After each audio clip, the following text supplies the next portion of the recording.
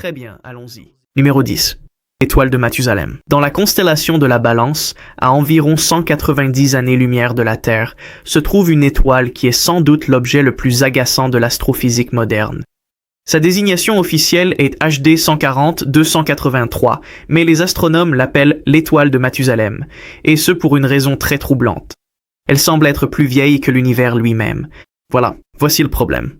Nous avons une mesure très précise de l'âge de l'univers. Grâce aux observations du télescope spatial Planck sur le fond diffus cosmologique, nous savons que l'univers est né lors du Big Bang il y a environ 13,8 milliards d'années. C'est une limite absolue. Rien dans le cosmos ne peut être plus vieux que le cosmos lui-même. C'est une nécessité logique fondamentale. Un enfant ne peut pas naître avant sa mère. Mais HD 140-283 ne semble pas se soucier de notre logique. Cette étoile est un objet qui se déplace à la vitesse fulgurante de 800 000 miles par heure à travers notre voisinage galactique. C'est une relique ancienne composée presque entièrement d'hydrogène et d'hélium, avec très peu de fer ou d'oxygène, les éléments lourds qui sont forgés dans les générations ultérieures d'étoiles. En analysant sa composition et sa luminosité, des astronomes ont calculé son âge en 2000. Le résultat était de 16 milliards d'années. C'est physiquement impossible. Cela implique que l'étoile brillait de mille feux 2 milliards d'années avant le Big Bang. La panique s'est emparée de la communauté scientifique. En 2013, le télescope spatial Hubble a été utilisé pour affiner les mesures. Dans l'espoir de faire disparaître l'impossible, ils ont recalculé la distance, l'abondance en oxygène et la dynamique stellaire. Le nouvel âge obtenu était de 14,46 milliards d'années. Bien que ce soit plus proche, cela reste plus vieux que l'univers. La seule façon pour des physiciens de dormir la nuit est d'appliquer une marge d'incertitude massive de 800 millions d'années, ce qui permet tout juste, mais vraiment tout juste, à l'âge de l'étoile de recouper celui de l'univers, si vous plissez suffisamment les yeux. Mais la tension demeure. Cette étoile demeure un paradoxe éclatant et défiant, suggérant soit que notre compréhension de l'évolution stellaire est profondément erronée, soit, pire encore, que notre calcul de l'âge de l'univers est faux. Et le cosmos est bien plus ancien et mystérieux qu'on osait l'imaginer. Numéro 9. Le grand mur d'Hercule couronne boréale.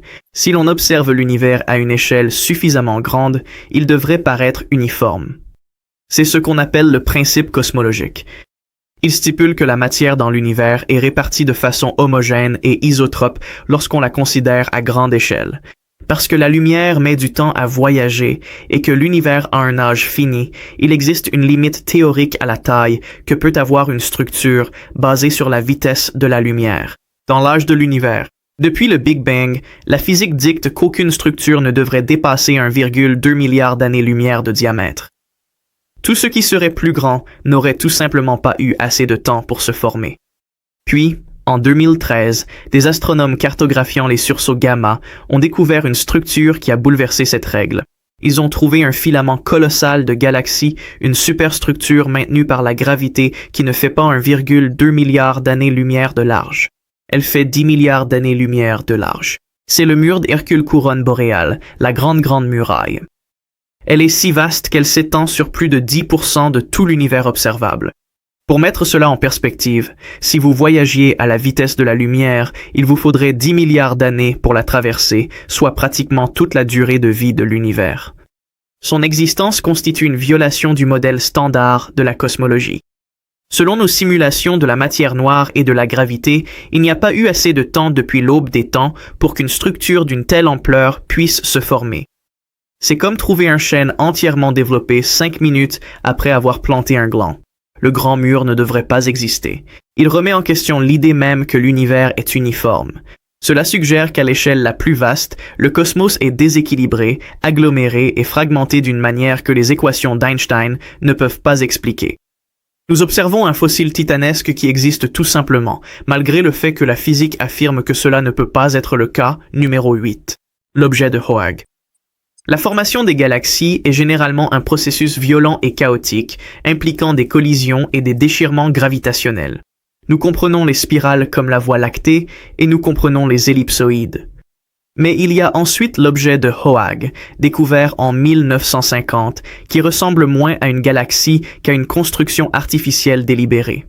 L'objet de Oort est un anneau parfait et détaché. Au centre, il y a une boule d'étoiles jaunes, des milliards de soleils plus âgés. Autour, un vaste anneau de jeunes étoiles bleues. Et entre les deux, rien. Juste un cercle presque parfait d'obscurité. Un vide de 70 000 années-lumière de large où il n'existe presque aucune étoile. On dirait un œil cosmique qui nous fixe. La physique de la formation des galaxies ne peut pas expliquer cela. Habituellement, les galaxies en anneaux se forment lorsqu'une petite galaxie traverse le centre d'une plus grande, comme une balle à travers une cible, envoyant une onde de formation d'étoiles. Mais si cela s'était produit ici, où est la balle? Il n'y a pas de seconde galaxie à proximité. Il n'y a aucune traînée de débris. Il n'y a aucune preuve de collision. C'est une galaxie sans passé. Elle se trouve dans la constellation de la tête du serpent, isolée et seule. Pour rendre les choses encore plus troublantes, si vous regardez attentivement dans l'espace vide à la position d'1 heure, vous pouvez voir une autre minuscule galaxie annulaire au loin, parfaitement alignée à l'intérieur de la première, un anneau dans un anneau. L'objet de Hogue est une galaxie fantôme. Le mécanisme qui l'a créé semble avoir disparu, ne laissant derrière lui qu'une structure géométriquement parfaite qui défie la nature chaotique et violente de l'univers.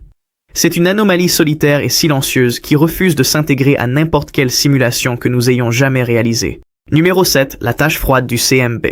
Lorsque nous observons le fond diffus cosmologique, la rémanence du Big Bang, nous voyons une carte de l'univers enfant. C'est une carte des variations de température qui nous montre où la matière était légèrement plus dense ou légèrement plus chaude. Ces variations sont infimes et aléatoires, réparties normalement à travers le ciel, à l'exception d'une zone dans l'hémisphère sud du ciel.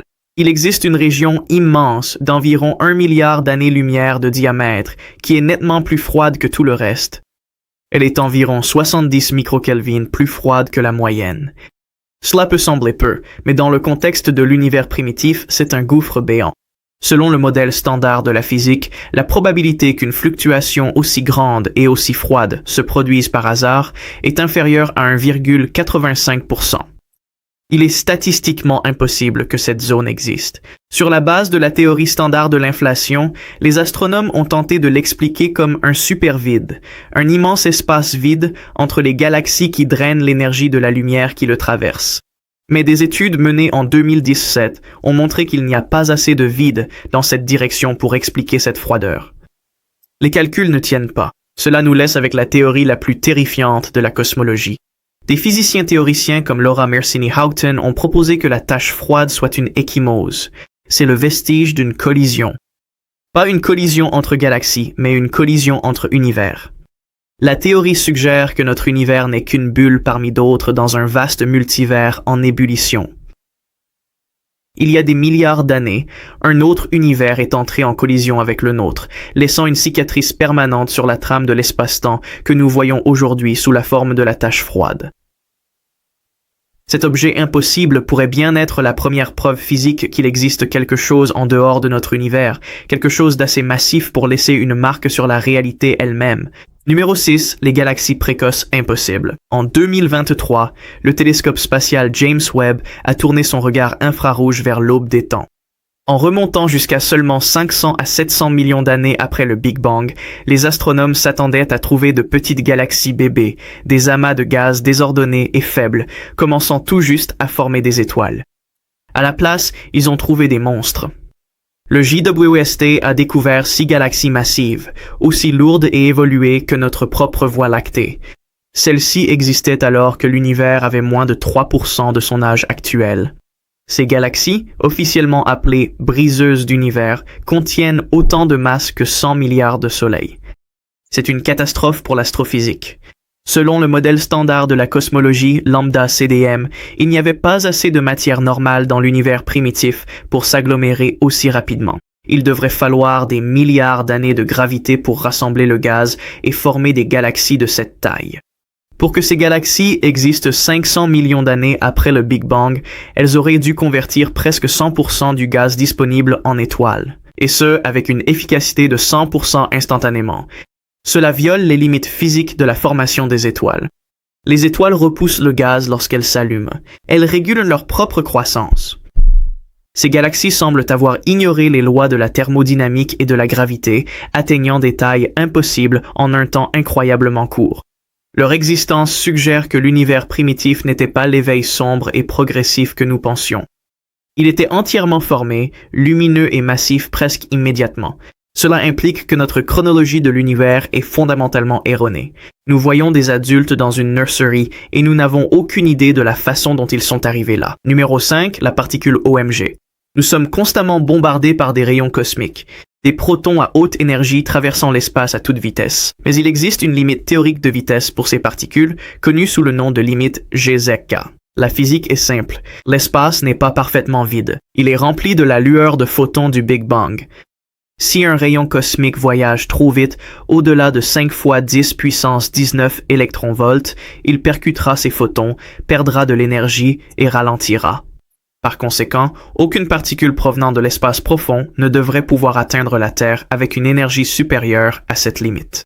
Et pourtant, le 15 octobre 1991, l'observatoire Fly's Eye dans l'Utah a détecté quelque chose qui ne devrait pas être possible.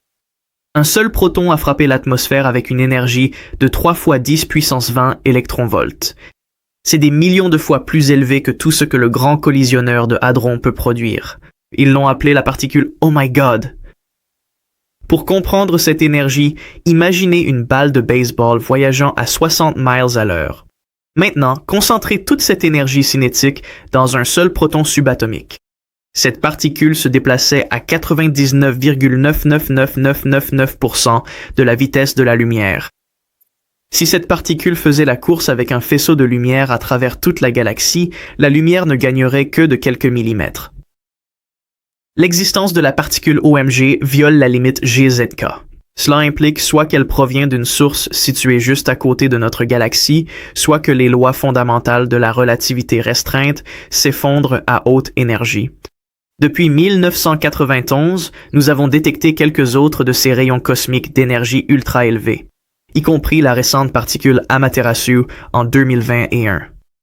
Elle semble provenir du vide local, dans une région vide de l'espace. Quelque chose d'invisible, dans ce néant, nous envoie des particules avec une énergie impossible. Et la physique ne peut expliquer ni comment ils ont survécu au voyage, ni ce qui les a propulsés. Numéro 4, l'étoile de Tabi. Keck 846-2852. Les étoiles sont des moteurs simples. Ils brillent. Parfois, elles pulsent. Il arrive parfois qu'une planète passe devant eux, bloquant une infime fraction de lumière, généralement moins de 1%, pendant quelques heures. C'est normal. C'est prévisible. Il y a ensuite Keck 846-280-52, connu sous le nom de Tabi's Star.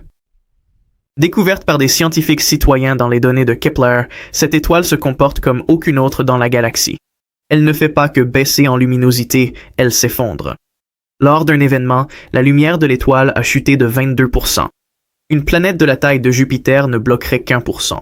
Pour bloquer 22%, il faudrait un objet large de la moitié de l'étoile elle-même. De plus, ces baisses sont aléatoires. Elles ne sont pas périodiques. Elles durent des jours ou des semaines, et elles sont asymétriques. La lumière s'estompe lentement et revient rapidement, ou l'inverse.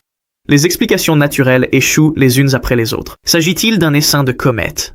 Il faudrait des centaines de milliers de comètes géantes, toutes parfaitement alignées, ce qui est statistiquement absurde. Est-ce un nuage de poussière? L'étoile ne montre aucun excès de chaleur infrarouge que la poussière émet toujours. Cela a forcé les astronomes à envisager l'hypothèse interdite. Il s'agirait d'une mégastructure extraterrestre. En 1960, le physicien Freeman Dyson a théorisé que des civilisations avancées finiraient par construire d'immenses réseaux solaires autour de leurs étoiles pour récolter de l'énergie. Une sphère de Dyson. Si une telle structure était en cours de construction, elle ressemblerait exactement à l'étoile de Tabi. D'immenses panneaux irréguliers, bloquant d'énormes quantités de lumière sans aucune signature infrarouge naturelle. Bien que les scientifiques restent prudents, le comportement de l'étoile de Tabi demeure inexpliqué. Cela défie la physique des disques d'accrétion stellaire et des orbites planétaires. Cela ressemble exactement à ce que nous nous attendrions à voir si quelqu'un était en train de démonter un système solaire pour construire une machine. Numéro 3. Le flux sombre. Nous savons que l'univers est en expansion. Imaginez des points sur un ballon que l'on gonfle. Chaque point s'éloigne de tous les autres points. C'est le flux de Hubble. Mais en 2008, les astronomes ont découvert quelque chose qui se déplaçait à contre-courant. Ils ont découvert que des centaines d'amas de galaxies massifs, d'immenses îlots distincts de matière, se déplacent tous dans la même direction à une vitesse stupéfiante de 3,2 millions de kilomètres par heure. Ils ne se déplacent pas de façon aléatoire, ils convergent vers une zone précise du ciel, entre les constellations du Centaure et de l'Hydre. C'est ce qu'on appelle le flux sombre, selon la gravité et la répartition de la masse. Dans l'univers observable, ce mouvement ne devrait pas exister. Il n'y a rien dans l'univers visible d'assez massif pour attirer ces amas avec une telle force. Le grand attracteur a autrefois été suspecté. Mais le flux sombre dépasse le grand attracteur comme s'il n'existait même pas. L'implication terrifiante est que la source de cette gravité se trouve en dehors de l'univers observable. La physique nous dit que l'univers observable est une bulle d'un rayon de 46 milliards d'années-lumière. Nous ne pouvons pas voir au-delà. Mais le flux sombre suggère qu'il y a quelque chose de massif, immensément massif, qui se cache juste au-delà de la limite de notre vision. Cela tire sur notre univers, entraînant ainsi nos galaxies vers lui. Cela suggère que notre univers n'est pas un système isolé. Nous sommes attirés par un monstre dans l'obscurité que nous ne pourrons jamais voir, une structure si vaste qu'elle incline le cosmos lui-même. Numéro 2, la catastrophe du vide. C'est largement considéré comme l'échec le plus embarrassant de l'histoire de la physique théorique. La théorie quantique des champs implique que l'espace vide n'est pas vide. Il fourmille de particules virtuelles qui apparaissent et disparaissent, créant une énergie de fond connue sous le nom d'énergie du vide. La relativité générale nous dit que l'énergie a une masse et que la masse a une gravité. Donc cette énergie du vide devrait avoir un effet gravitationnel. Elle devrait agir comme l'énergie noire qui accélère l'expansion de l'univers. Alors les physiciens ont calculé combien d'énergie du vide il devrait y avoir. Ensuite, ils ont observé l'expansion réelle de l'univers pour mesurer combien il y en a réellement. Ils s'attendaient à ce que les chiffres correspondent. Ce ne fut pas le cas. La prédiction théorique est 10 puissance 120 fois plus grande que la réalité observée. C'est un suivi de 120 zéros. Pour mettre cela en perspective, si vous estimiez la taille de l'univers entier et que vous vous trompiez de la taille d'un seul atome, vous seriez tout de même infiniment plus précis que ce calcul. C'est la catastrophe du vide. Cela signifie que, selon notre meilleure physique quantique, l'énergie contenue dans une tasse de café d'espace vide devrait suffire à faire bouillir instantanément les océans de la Terre. L'univers aurait dû se déchirer lui-même en microsecondes après le Big Bang. Mais cela ne s'est pas produit. Nous sommes là. Ce paradoxe crie que quelque chose de fondamental nous échappe. Soit notre compréhension de l'infiniment petit est erronée, soit notre compréhension de la gravité l'est. Les deux piliers de la physique sont fondamentalement incompatibles. Le simple fait que l'univers existe viole les chiffres que nous utilisons pour le décrire. Les cerveaux de Boltzmann. La chose la plus terrifiante qui ne devrait pas exister selon la physique pourrait être vous. Cela nous amène à la seconde loi de la thermodynamique. L'entropie. L'univers tend à passer de l'ordre au désordre. Il est bien plus difficile de créer une structure complexe et ordonnée comme un cerveau humain ou un univers que de créer le chaos. Dans un univers qui dure éternellement, ce qui semble être le cas d'une autre, les particules vont aléatoirement se heurter les unes aux autres. Avec un temps infini, elles formeront occasionnellement des structures. Voici donc l'horreur. Statistiquement, il est exponentiellement plus probable qu'une fluctuation aléatoire crée un cerveau isolé, complet avec de faux souvenirs d'un passé, de faux souvenirs de la lecture de cet article et une fausse sensation d'être assis dans une pièce, que pour l'univers de créer une réalité entière avec des milliards d'années d'histoire et des milliards de personnes. Ce sont ce qu'on appelle des cerveaux de Boltzmann. Selon la physique statistique, si l'univers est éternel, le nombre de cerveaux flottants dans le vide qui pensent être des personnes dépasse de loin celui des véritables êtres biologiques ayant évolué sur des planètes. Les mathématiques disent que vous n'êtes presque certainement pas une vraie personne. Les mathématiques disent que vous êtes probablement une fluctuation momentanée dans le vide. Un cerveau qui s'est formé il y a une seconde, hallucine toute cette vie et se dissoudra dans le néant une seconde plus tard. La physique affirme que le fait d'être un véritable humain biologique dans un univers réel est un miracle statistique si improbable qu'il ne devrait pratiquement pas se produire. Le modèle standard de la cosmologie suggère que les cerveaux de Boltzmann devraient dominer l'univers. Le fait que nous percevions un univers ordonné constitue un paradoxe, à moins, bien sûr, que ce ne soit pas le cas. À moins que tout cela ne soit une hallucination. Ces anomalies, de l'étoile Mathusalem au cerveau de Boltzmann, sont des fissures dans la vitre. Ce sont les moments où l'univers murmure que nos règles ne sont que des suggestions, et que la véritable nature de la réalité est bien plus étrange et bien plus sombre que ce que nous sommes capables de comprendre.